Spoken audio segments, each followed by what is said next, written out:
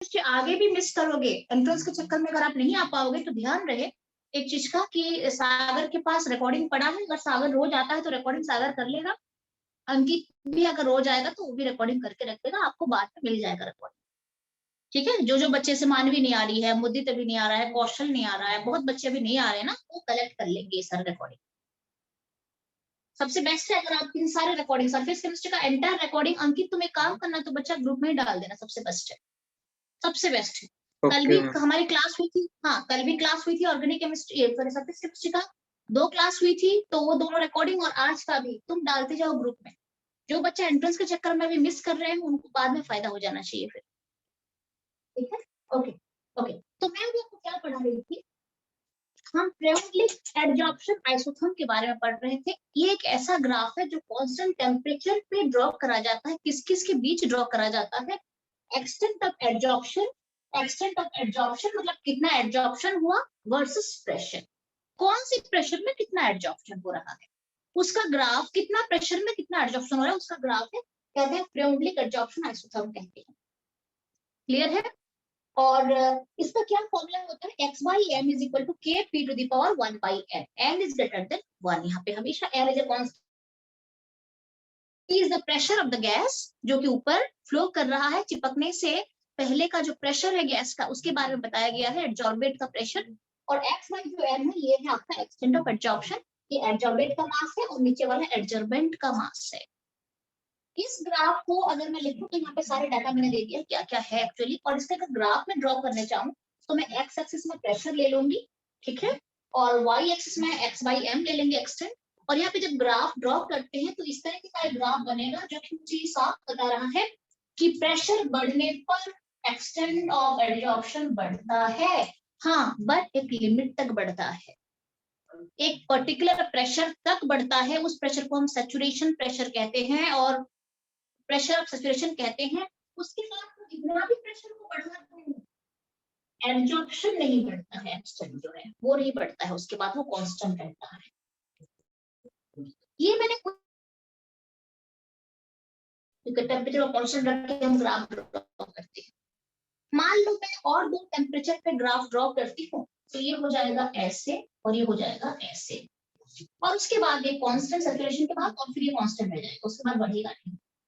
आपको ये पता है कि एक्सोथर्मिक होता है एडजॉर्प्शन, तो टेम्परेचर घटने पर एडजॉर्प्शन बढ़ता है, तो ये नीचे वाला टेम्परेचर है 273 अगर केल्विन लेती हूँ, और मान लो सेकंड वाले को मैं 244 केल्विन लेती हूँ, ऊपर को मैं 195 केल्विन लेती हूँ मान लो, तो आप देख सकते हो जब मैं नीचे से ऊपर जा रही हूँ तो टेम्परेचर को घटा रही हूँ, 273 244 195 टेम्परेचर धीरे धीरे घट रहा है, और आप क्या देख रहे हो, टेम्परेचर घटने के साथ साथ एडजॉर्प्शन बढ़ रहा है। यहाँ पे नीचे एडजॉर्प्शन यहाँ पे ऐसे था, फिर बढ़ गया एडजॉर्प्शन, फिर एडजॉर्प्शन बढ़ गया है ज्यादा, कर्व दिखा रहा है कि एडजॉर्प्शन बढ़ा हुआ दिख रहा है मुझे एट लोअर टेम्परेचर। तो ये ग्राफ आपको दिख रहा है यहाँ पे, क्लियर है? और ये भी प्रूफ हो गया है यहाँ पे कि टेम्परेचर बढ़ने पर एडजॉर्प्शन घट जाता है, टेम्परेचर यहाँ पे सबसे हाईयर है, नीचे वाले एडजॉर्प्शन घट चुका है यहाँ पे, क्लियर है? तो ये है मेरा आपका फ्रेउडलिक एडजॉर्प्शन आइसोथर्म वाला ग्राफ है, ये pressure extent of adsorption relationship है ये, क्लियर ना? अच्छा उसके बाद हम चलते हैं, दिस इज डन, उसके बाद हम चलते हैं कि इसका लॉगरिथमिक फॉर्म देख लेते हैं। ये तो मैंने इस तरीके का एक ग्राफ आपको दे दिया है, ठीक है, मोस्टली जो क्वेश्चन आता है वो लॉगरिथमिक फॉर्म में क्वेश्चन आता है, तो देखते हैं इसको अगर मैं दोनों तरफ लॉग कर ले लूं, दोनों तरफ लॉग कर दूं तो क्या कैसे बनेगा।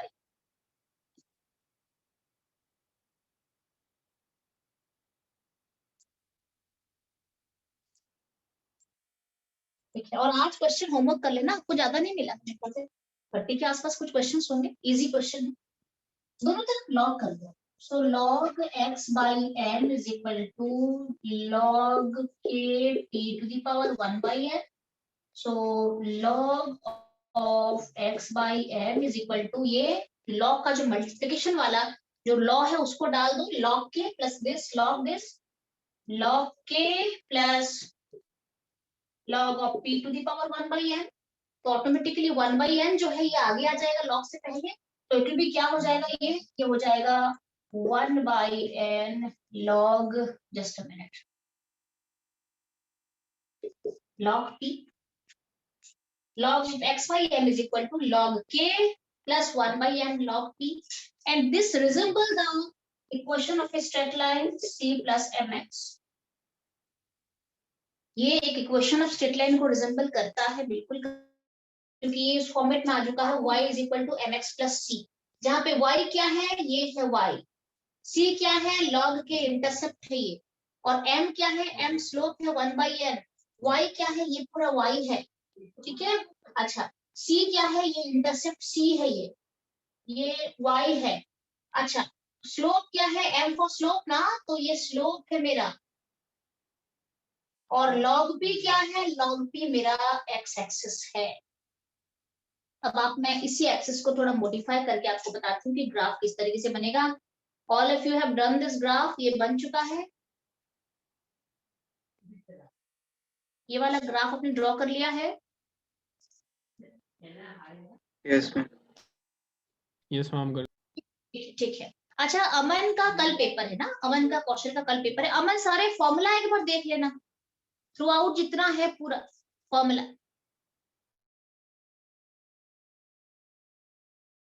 वगैरह देख के चले जाना, खाली फॉर्मूला लास्ट में एक बार देख लेना, ओवरऑल फॉर्मूला, ठीक है। Yes ma'am.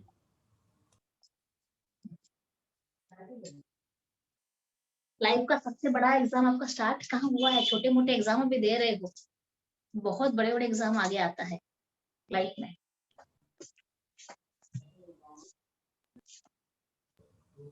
इसका तो मैम मजा ही अभी है। के लिए तो यही सबसे बड़ा है। नहीं, अभी ऐसा हमें चलो, देखो आप 10 देके आए हो ना, जब 10 दे रहे थे तो क्या लग रहा था? 10 की ये छोड़, बात तो सही बोली मैम। हाँ 10 तो छोड़ दो, 9 के एग्जाम भी। अच्छा, यहाँ पे 10 से पहले बोर्ड कब होता है? 10 से पहले बोर्ड नहीं होता क्या? No ma'am. नहीं होता। 7th 8th 9th में इस तरीके का कोई है नहीं। नहीं मैम। हाँ, तो 10th पहला आपका था, जो थोड़ा सा आपको डराने वाला एग्जाम था। क्या लग रहा है? अरे हम 10th को डर रहे थे, ऐसा लग रहा है ना, हम 10th को डर रहे थे। अब देखो जेईई मेंस आ गया, आगे आईआईटी आने वाला है। मैम मैं 9th में डर रहा था। हाँ? 9th ज्यादा हार्ड है ना 10th से। अंकित की मैं आज एक फैक्ट बता रही हूँ आप सबको। हाँ, अंकित की मैं बात किया, अंकित जब पहले आया था 11th में, याद है अंकित? Yes ma'am. तब का अंकित और आज के अंकित में बहुत जमीन आसमान का फर्क आ गया है। मतलब सोचती थी अंकित कैसे, क्या करेगा ये, कैसे करेगा, एग्जाम कैसे देगा, कैसे पढ़ेगा, मतलब एवरेज स्टूडेंट था अंकित, तुम एवरेज स्टूडेंट थे, isn't it? यस मैम, अभी भी हूँ मैं। नहीं अभी नहीं, अभी बेटर है, अभी मच बेटर, अभी मच बेटर है। उस टाइम मैं सोचती थी अंकित, अरे अंकित कैसे करेगा, बड़ा प्यारा सा बच्चा उस टाइम 11th में आया था, और मुझे लग रहा था उसका स्टडी को लेकर मैं खुश नहीं थी उस टाइम 11th में। अच्छा नहीं लग रहा था मेरी, अंकित नहीं पढ़ रहा है ठीक सालों में, बहुत अच्छा, बहुत अच्छा।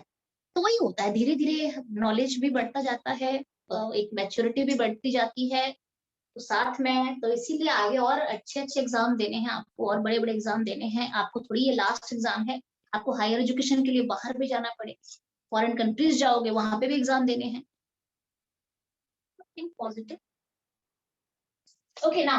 तो मैं क्या करा रही थी आपको, ये वाले ग्राफ को हमें अभी ग्राफ पे उतार देना है, ये वाला जो फॉर्मूला है, क्या होगा इसमें, इस फॉर्मूले में क्या करना है हमें, इसका जो ग्राफ है, let me draw the graph here, let me draw the graph like this. किस तरीके का ग्राफ यहाँ पे बनेगा, log p जो है एक्स एक्सिस है, ठीक है, 1/n, तो n तो स्लोप आ गया। अच्छा, y एक्सिस है log x by n, this is my log x by n। और एक चीज का बता देती हूँ मैं आपको, log के बदले ln भी दे सकते हैं, log के बदले ln भी दे सकते हैं, the same thing will happen, same graph बनेगा, ठीक है। तो log के लिए ग्राफ बना रही हूँ, log x by m आ जाएगा, log k is the intercept, log k is the intercept बता रही हूँ। सबसे पहले ग्राफ ड्रॉ कर लेते हैं, ग्राफ यहाँ से स्टार्ट होकर ऐसे ऊपर उठ जाएगा, स्लोप पॉजिटिव दिखा रहा है, प्लस में जा रहा है, 1/n प्लस में है तो पॉजिटिव स्लोप है, so this is the slope here.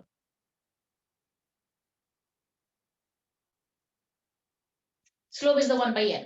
ठीक है, अब ये log के जो है ये इंटरसेप्ट है, so this is my log के, जो ये वाला है ना, ये log के। ऐसे ग्राफ को कभी भी ओरिजिन से स्टार्ट मत करना, बिकॉज log के एक फैक्टर हमेशा रहता है यहाँ पे। So this is the graph, entire graph for, ठीक है। अच्छा अब हम चलते हैं, ये है मेरा, अगर गैस फ्लो हो रहा है सरफेस के ऊपर, मेटलिक सरफेस के ऊपर, तो ऐसा ऐसा कुछ होता है, ग्राफ ऐसे दिखता है, इस तरीके का फॉर्मूला हम लेते हैं। कई बार क्या होता है, एक सॉलिड टुकड़ा को सॉल्यूशन के अंदर डाल दिया जाता है, वो जो सॉलिड है वो एडजर्बेंट है, उसको सॉल्यूशन के अंदर डाल दिया जाता है, और वो सॉलिड क्या करता है, सॉल्यूशन के अंदर से एडजर्बेट पार्टिकल को खींच खींच के पकड़ता है। तो सॉल्यूशन के अंदर का भी अगर बात करें तो इस फॉर्मूला को हम और किस तरीके से लिख सकते हैं, ये तो गैसेस है, एक सरफेस है, एक सरफेस यहाँ पे है, और इसके ऊपर गैस फ्लो कर रहा है, यहाँ पे गैस जो है ये इस तरीके से फ्लो कर रहा है, तो ये गैस यहाँ पे चिपक जाता है ऐसे जाके, हो सकता है केमिकल बॉन्डिंग करके चिपके, या फिर हो सकता है ऐसे ही एब्जॉर्ब हो जाए वर्टिकल फोर्स से, कुछ भी हो सकता है। तो ये केस, इसके लिए मैंने आपको फॉर्मूला बता दिया है, pressure of the gas here. कई है और सॉल्यूशन के अंदर ऐसे कुछ पार्टिकल्स हैं, ऐसे कुछ पार्टिकल सॉल्यूशंस के अंदर है, जिसे मुझे एब्जॉर्ब करके निकाल देना है, सॉल्यूशन से मुझे उस पार्टिकल्स को रिमूव करना है। तो वहां पे क्या करा जाता है, एडजर्बेंट को डाल दिया जाता है, टुकड़ा डाल दिया जाता है एडजॉर्ब, जैसे चारकोल हो गया जो कि पॉइजनस गैस खींच लेता है, सिलिका जेल, एल्यूमिना जेल हो गया जो कि वाटर को एब्जॉर्ब कर लेता है, कोई दूसरा पार्टिकल। तो मान लो कोई एडजर्बेंट को मैंने सॉल्यूशन के अंदर डाल दिया, ये क्या करता है, ये जो एक्स्ट्रा पार्टिकल्स, अनवांटेड पार्टिकल्स थे, ये उसको एब्जॉर्ब कर लेता है। ठीक है, ये एब्जॉर्ब करके खींच के चिपका के फिर आप इस टुकड़ा को बाहर ले आओगे तो उसमें चिपक के वो सारे पार्टिकल्स बाहर आ जाएंगे, आपको जो वाटर है, आपका जो सोल्यूशन है, वो फ्री ऑफ एडजर्बेंट हो जाएगा, पार्टिकल जो अनवांटेड पार्टिकल्स थे उससे फ्री हो जाएगा। ऐसे केसेस में इस इक्वेशन को कैसे लिखा जाता है, सॉल्यूशन के अंदर अगर एडजॉर्प्शन करानी है हम ऐसे भी लिखते हैं, x by n is equal to k c to the power 1 by n। इस फॉर्म में भी लिखते हैं, p के बदले c लिख देना, p is the pressure here, c is the concentration here, concentration of the adsorbate in the solution। Solution के अंदर कितने अनवांटेड पार्टिकल्स या कितने एडजॉर्बेट है उसका कंसंट्रेशन c। तो सॉल्यूशन के अंदर के लिए भी इस फॉर्मूला को यूज करते हैं, प्रेशर के बदले कंसंट्रेशन आ जाएगा, दैट्स ऑल, और कुछ भी नहीं। ठीक है, अच्छा अब हम सीधे चलते हैं, टाइम भी हो चुका है। अब आपको लास्ट में आपको एक बता देती हूँ, ये तो फ्लेवरलिक एडजॉर्प्शन आइसो था, अब सीधे सीधे चलते हैं एडजॉर्प्शन आइसोबार क्या होता है।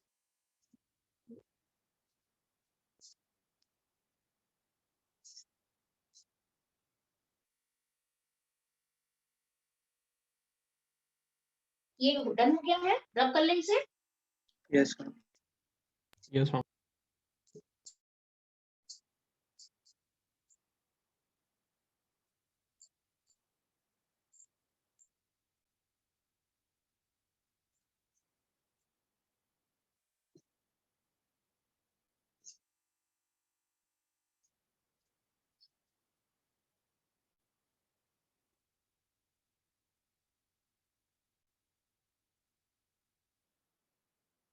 आइसोबार का मतलब होता है कांस्टेंट प्रेशर।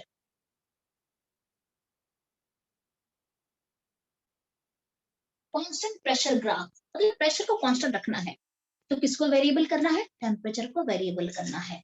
तो ये ग्राफ क्या बताता है, graph between extent of adsorption versus temperature होता है। तो ग्राफ कैसे होगा, इन दोनों का इनवर्स रिलेशन है ना, एक्सटेंट के साथ टेम्परेचर का, बिकॉज एक्सोथर्मिक रिएक्शन है ये। तो किस तरीके का ग्राफ बनेगा, एब्जॉर्प्शन, ये एक्सोथर्मिक प्रोसेस है, एब्जॉर्प्शन जो है ये एक्सोथर्मिक प्रोसेस है। ठीक है, तो इन दोनों का, एब्जॉर्प्शन का और टेम्परेचर का इनवर्स रिलेशन होता है, इनवर्स रिलेशन। बिकॉज एक्सोथर्मिक का इनवर्स रिलेशन चला जाएगा। टेम्परेचर बढ़ा दूंगी तो एब्जॉर्प्शन घट जाएगा। अच्छा, ये तो बिल्कुल सही है। बट होता क्या है, हमने दो तरीके का एब्जॉर्प्शन के बारे में पढ़ा था, एक फिजिकल एब्जॉर्प्शन, फिजिसॉर्प्शन, और दूसरा केमिसॉर्प्शन के बारे में पढ़ा था। दोनों में थोड़ा सा वेरिएशन होता है, ठीक है। आपको मैंने बताया था फिजिसॉर्प्शन जो होता है वो स्टार्ट टोटली एक्सोथर्मिक होता है, बट केमिसॉर्प्शन जो होता है वो पहले इनिशियली एंडो होता है। आपको बता देती हूँ, दो ग्राफ यहाँ पे हम ड्रॉ कर लेते हैं, ठीक है। ये है फिजिसॉर्प्शन के लिए है,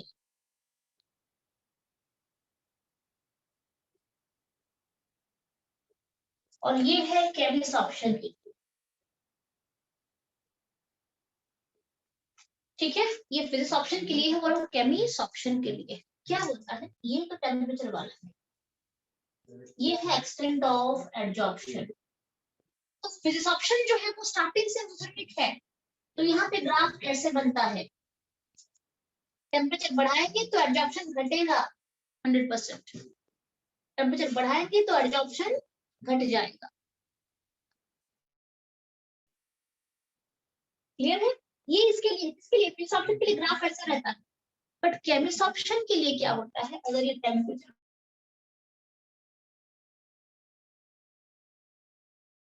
तो यहाँ पे इनिशियली एंडो होता है, एंडो का मतलब इनिशियली टेम्परेचर बढ़ाती हूँ तो एक्सटेंड बढ़ता है, फिर टेम्परेचर घटाने पर एक्सटेंड बढ़ता है। इसका मतलब है इस तरीके से मेरा ग्राफ जाता है। सबसे पहले टेम्परेचर जब मैं इनिशियली बढ़ाती हूँ टेम्परेचर, तो एक्सटेंड बढ़ रहा है, देखो। उसके बाद अगर फिर से मैं टेम्परेचर को बढ़ा दिया कुछ देर के बाद, तो फिर एक्सटेंड ऑफ एब्जॉर्प्शन घट जाता है। तो ये थोड़ा सा डिफरेंस होता है दोनों के ग्राफ में। ये स्टार्टिंग से ही एक्सो है, घटेगा, और पहले बढ़ेगा फिर घटेगा। तभी कहा जाता है कि इसके लिए एक्टिवेशन एनर्जी नहीं चाहिए, बट इसके लिए स्टार्टिंग से एक्टिवेशन एनर्जी चाहिए। ये एक्टिवेशन एनर्जी देंगे तो फिर एक्शन बढ़ेगा सबसे पहले।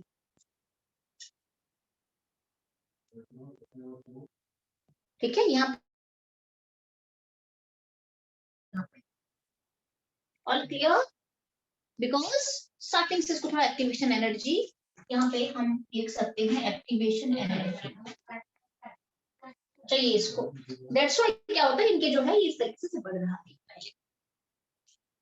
क्योंकि केमिसॉर्प्शन क्या होता है, प्रॉपर केमिकल बॉन्ड फॉर्मेशन होता है, तो उसके लिए कुछ एनर्जी चाहिए डेफिनेटली, वो मुझे प्रोवाइड करनी ही पड़ती है सबसे पहले। उसके बाद फिर वो एनर्जी पे हम घटा देते हैं, ऑटोमेटिकली वो एब्जॉर्प्शन चलता रहता है। All clear? तो this is the difference between the graph for physisorption and chemisorption. Done है? अच्छा, उसके बाद ये अगर ग्राफ आपका डन हो चुका है तो, और ये कहाँ पे हो रहा है, ये कांस्टेंट प्रेशर पे ले रही है। प्रेशर अगर आप बीच में वेरी करोगे तो फिर ये सारा गड़बड़ हो जाएगा। ये कांस्टेंट प्रेशर पे मैं लेके सारा ग्राफ बना रही हूँ, तब जाके हमारा ये दिखेगा। तो ये प्रेशर पे है, ये भी कांस्टेंट प्रेशर पे ग्राफ बन रहा है मेरा। प्रेशर कांस्टेंट ले रही हूँ यहाँ पे, बस मैं इस तरीके से ग्राफ बना। तो दिस इज डन। आपको ग्राफ के बारे में आइडिया हो चुका है एडजॉर्प्शन का। अब हम सीधे चलते हैं कि कहाँ कहाँ पे एप्लीकेशंस होता है, कहाँ कहाँ पे आपको एडजॉर्प्शन के टेक्निक देखने को मिलेगी, एडजॉर्प्शन प्रोसेस कहाँ पे दिखता है, वो थोड़ा आपको बता देती हूँ, उसके बाद छुट्टी करें। मैम कर लिया।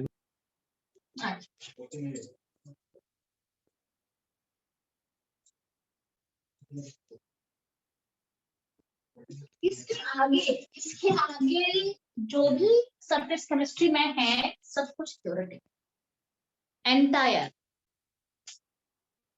जो थोड़ा बहुत ग्राफ वाला था ये खत्म हो गया यहाँ पे एडजॉर्प्शन। उसके बाद कैटलिस्ट है, एंड देन उसके एंड पोर्शन में फिर काफी सारे प्रोसेसेस हैं, कोएगुलेशन है, काफी कुछ चीजें इसके आगे आते हैं। ठीक है, तो ये पूरा थ्योरेटिकल जाएगा आगे। ठीक है, तो अब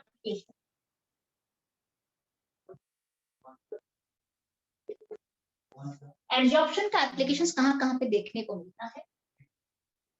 सबसे पहले अगर मैं एडजॉर्प्शन को देखूं तो ये हाई वैक्यूम क्रिएट करने के लिए यूज करा जाता है चारकोल को। That is very good example of adsorption, creation of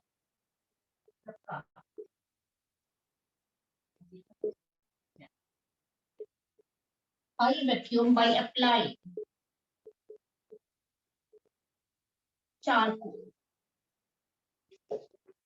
ठीक है, ये एक अच्छा एग्जांपल है इसका एडजॉर्प्शन का, कि जब हाई वैक्यूम का मतलब होता है, सबसे पहले मान लो मुझे कहीं पे वैक्यूम क्रिएट कराना है, तो सबसे पहले वैक्यूम पंप डाल के जाता है उन चीजों को। पहले वैक्यूम पंप डाल के आप सारे एयर को खींच लेगा वैक्यूम पंप जो है, तो आप वहां पे अंदर वैक्यूम तो क्रिएट करते हो, बट वो एब्सोल्यूट वैक्यूम नहीं होता है। हाई वैक्यूम क्रिएट तब भी नहीं होता है, कुछ ना कुछ अनवांटेड गैसेस फिर भी उसके अंदर रह जाते हैं, क्योंकि वैक्यूम पंप में वो पावर नहीं होता है कि एंटायर वैक्यूम क्रिएट कर दे वो। ठीक है, वो थोड़ा बहुत खींच लेगा, बट उसके बाद भी जो गैसेस रह जाते हैं उसको खींचने के लिए सबसे बेस्ट माना जाता है चारकोल को, एक्टिवेटेड चारकोल को डाल दिया जाता है।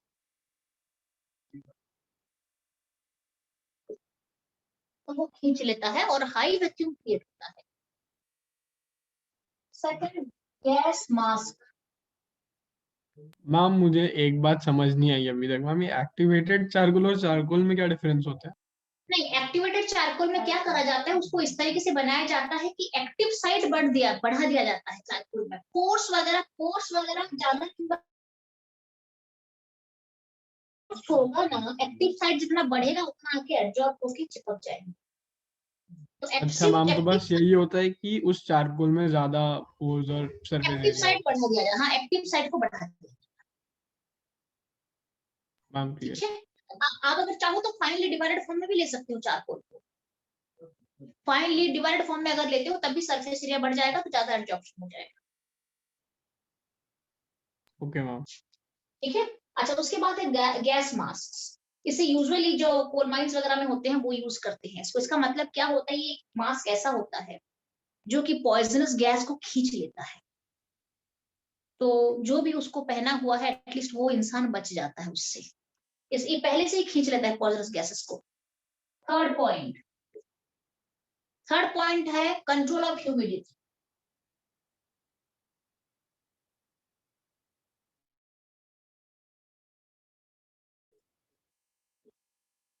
सिलिका और एल्यूमिना जेल।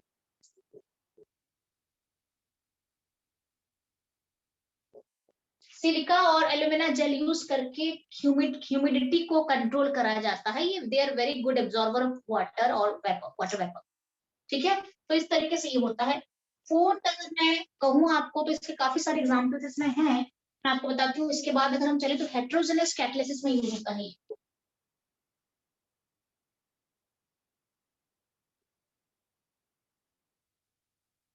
हेट्रोजेनस कैटालिसिस का मतलब होता है, जब आपको मैं कैटालिसिस पढ़ाऊंगी हेट्रोजेनस तब आपको बताऊंगी कि क्या है ये। फिफ्थ पॉइंट क्या है, फिफ्थ पॉइंट अगर मैं देखूं तो ये जस्ट ये है काफी कुछ इसके अंदर, काफी कुछ है इसमें ना, मैं आपको बता देना चाहूंगी।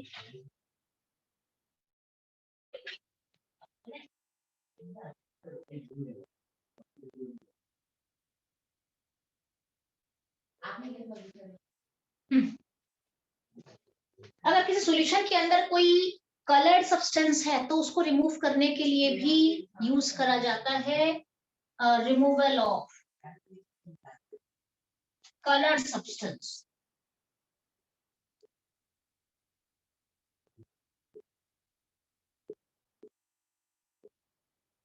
From solutions. उसके बाद सिक्स्थ पॉइंट है फ्रथ फ्लोटेशन में यूज करा जाता है, जो कि मेटलर्जी का एक आपका एक मेटलर्जी का एक वर्ड है, आपका एक टर्म है फ्रथ फ्लोटेशन।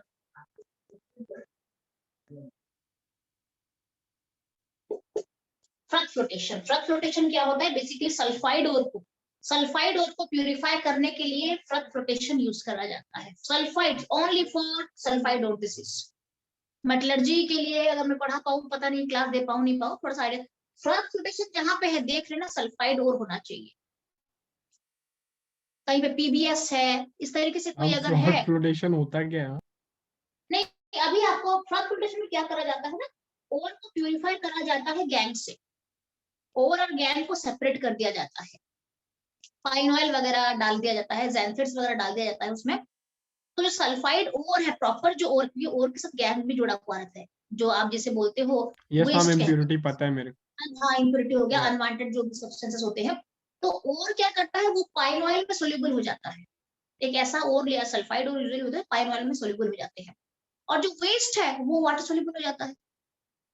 तो एक बार अगर पाइन ऑयल उस ओर को पकड़ लेता है, या अगर वो जो ओर है सल्फाइड ओर है, अगर वो पाइन ऑयल को चिपका देता है अपने ऊपर, तो वो सेफ हो जाता है। बाकी जो अनवांटेड चीजें हैं आप उसे वाटर वॉश करके भी उसे भगा सकते हो, या फिर उसे निकाल सकते हो, रिमूव कर सकते हो।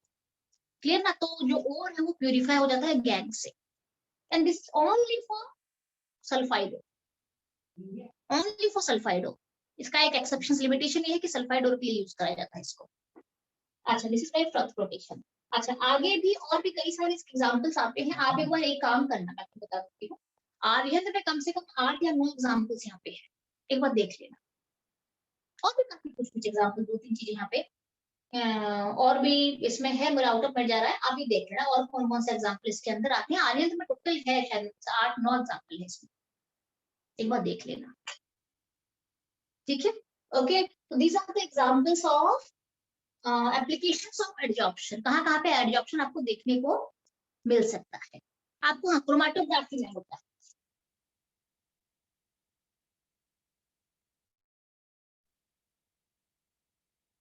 क्रोमेटोग्राफी में ये देखने को मिलता है, क्रोमेटोग्राफी। ठीक है, किस तरीके से होता है? वहां पे एक एडजॉर्बेंट होता है Al2O3 जो होता है, और बाकी कुछ है प्रोसेस। आपको इसके लिए डिटेल में पूछा बिल्कुल भी नहीं जाएगा, बस जान लो कि एडजॉर्प्शन में क्या क्या प्रोसेस, कौन कौन से प्रोसेस में एडजॉर्प्शन का जो टेक्निक है वो यूज होता है, वो आप एक बार देख लो। ठीक है, and is all about my adsorption. अभी एडजॉर्प्शन टॉपिक खत्म हो गया मेरा। उसके बाद फिर कैटलिस्ट है, पॉइजन्स है, प्रोमोटर्स है, क्या है, एंजाइम्स है, तो एक्टिवेटेड साइट है, ये सब जो आगे का है वो फिर मैं आपको कमिंग क्लास में कराऊंगी। बट कल आप एक काम करना, आपको होमवर्क मिला है वो सबसे पहले कर देना, that is very important. Clear है? सो मैं छुट्टी करूं फिर? ठीक है, अभी Yes, ma'am. 11th में, हाँ छुट्टी करते हैं। और जिसके भी कल है पेपर अच्छे से करके आना, और आराम से। तो कुछ कुछ बच्चों का परसों भी है। ठीक है, हाँ बाय अमन, बाय, जाओ अच्छे से एकदम रिलैक्स होके सब कुछ करना है। और जो अच्छा अमन एक काम करना है, जिस चैप्टर में तुम कंफर्टेबल हो ना अमन, जो चैप्टर तुम्हें अच्छा लगता है, अच्छे से आता है, उसको अच्छे से रिवाइज कर लो। बाकी अननेसेसरी चीजें अभी पकड़ोगे तो मुश्किल है। बहुत ज्यादा अभी नहीं करो, एक्स्ट्रा वाला चीज कुछ भी मत करो। जो आपको अच्छे से आता है, जो जिस टॉपिक में आप कंफर्टेबल हो, उस टॉपिक को करके जाओ तो ये बेटर है। और ये बाकी बच्चों की भी कहूंगी कि जो जिसमें आप कंफर्टेबल है, जो आपको बेटर तरीके से अच्छे से आता है ना, उसको ओवरऑल आप एक बार देख के चले जाओ, दैट इज बेटर। और एक चीज का ध्यान रहे, बाकी तो सब कुछ इंपॉर्टेंट है बेटा, ऐसा तो बोलना बहुत मुश्किल है। आज देख रहे हो कि कैसा पेपर आया है, तो कोई आपको पूरा नॉलेज चाहिए, आपके लक में जो है वो आ जाएगा, आप करके आओ। ठीक है, जरूरी नहीं है कि आप जो चाहते हो वही आ जाए, हाँ, जरूरी उल्टा ही नहीं है। होता है वैसे इसका मैम। ये हमेशा आईआईटी में भी ऐसा होता है, ये हर जगह पे ऐसा होता है कि कुछ ऐसा नहीं होता है कि इसका इतना, जैसे आपका बोर्ड में होता है ना कि हर एक चैप्टर से 5 मार्क 4 मार्क आएगा, वेटेज होता है ना चैप्टर्स का। Nothing like that in India. यहाँ पे कुछ ऐसा नहीं होता है कि कोई कुछ है इतना मार्क्स का आएगा, कुछ नहीं बता सकते हो आप।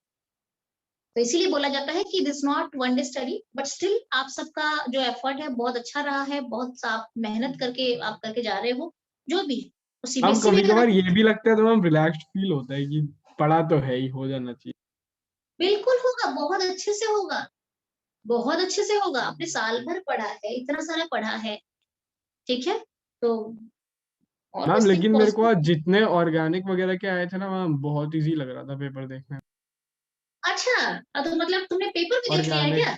पूरा पेपर देख मैंने लिया है? पूरा पेपर देख लिया है ना मैम, फिजिक्स केमिस्ट्री मैथ सबका। ओह हम लोग को फिजिक्स भी आज अभी इजी तक लग मैंने रहा था देखा देखने नहीं है, अभी तक मैं में। दोपहर हम्म मैं पूरे दोपहर यही तो कर रहा था मैं, वेब बहुत अच्छा, सीरीज देख देख लो रहा था। देख लो देख लो। किसी के पास अगर है तो आप देख भी सकते हो, एक आइडिया मिल जाता है कि अच्छा अच्छा पेपर ऐसे आ रहा है। अननेसेसरी डर के ये पढ़ो वो पढ़ो वो पढ़ो, इससे अच्छा ये है कि रिलैक्सेशन के लिए आप पेपर्स देख लो पिछले सालों का।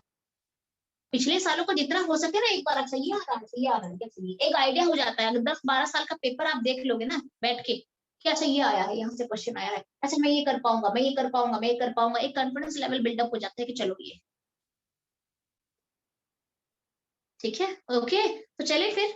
हाँ ओके मैम, हाँ, all the best to everyone. कल तो फिर मिलेंगे, थैंक यू। कल तो क्लास है हमारे। हाँ हाँ, हाँ मैम, कल आ ओके, जाऊंगा। हाँ ठीक है ठीक है ठीक है, ओके ओके।